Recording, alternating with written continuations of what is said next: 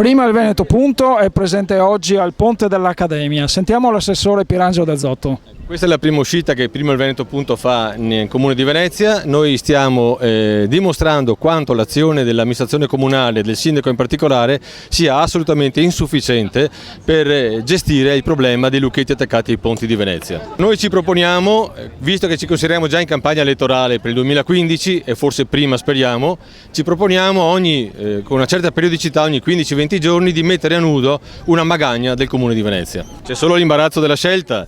Vucomprà, palline schifosette, razzi luminosi, grano ai colombi, per parlare di Venezia centro storico, Barbanera, mendicanti, per parlare di Mestre, ce ne sono quanti ne bastano. E soprattutto mancato controllo del territorio, perché basterebbe poco, veramente poco, per tenere sotto controllo il territorio.